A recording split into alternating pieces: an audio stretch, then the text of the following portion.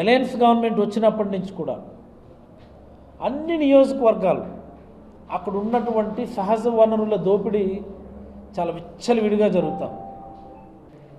మా పలాసలో మరి ఘోరం అల్లు ట్యాక్స్ అని మా పలాసలో ఉంది. గతంలో 14 నుంచి 19 వరకు ఉండేది. ఇప్పుడు మళ్ళీ వాళ్ళ గవర్నమెంట్ వచ్చింది కాబట్టి మళ్ళీ అల్లు ట్యాక్స్ ఇప్పుడు కొత్త పుంతలు తొక్కుతా ఉంది. ప్రతి మందు బాటిల్ పైన 10 రూపాయలు అదనంగా ఇవ్వవలసింది. చూసారా అల్లు ట్యాక్స్? ఇది నా మాట కాదు, ఇది సాక్షాత్తు పవన్ కళ్యాణ్ గారు, జనసేన అధ్యక్షుడు పవన్ కళ్యాణ్ గారు మా పలాస వచ్చి చెప్పినటువంటి మాట. ప్రతి నియోజకవర్గంలో కూడా ఏది దొరికితే దానిపైన ఎవడ లెవెల్లాడు ట్యాక్స్ కలెక్ట్ చేసుకొని ప్రజలను అయితే పీల్చి పిప్పి చేసేస్తూ ఉన్నారు.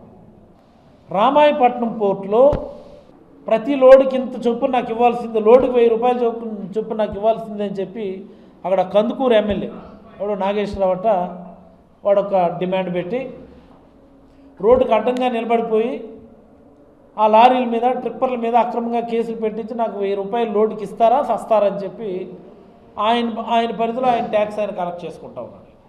మరి ఘోరమైనటువంటి అంశం మీకు చెప్తాను నేను. నంద్యాల జిల్లాలో ఒక లేడీ ఎమ్మెల్యే ఉంది, ఒక ఆవిడ ఎంత ఘోరం అంటే చికెన్ షాపులు ఉంటాయి కదా, చికెన్ కొట్లు ఉన్నాయి కదా, చికెన్ కొట్లో అమ్మేటటువంటి చికెన్ మీద ప్రతి కేజీ చికెన్ పైన 10 రూపాయలు ఆవిడకి ఇవ్వాలట. పాపం మొన్న ఈ బర్డ్ ఫ్లూ గట్రా వచ్చి చికెన్ అమ్మకాలు తగ్గిపోయి పాపం ఆవిడ కూడా కలెక్షన్ బాగా దెబ్బ కొట్టుకుని ఉంటుంది.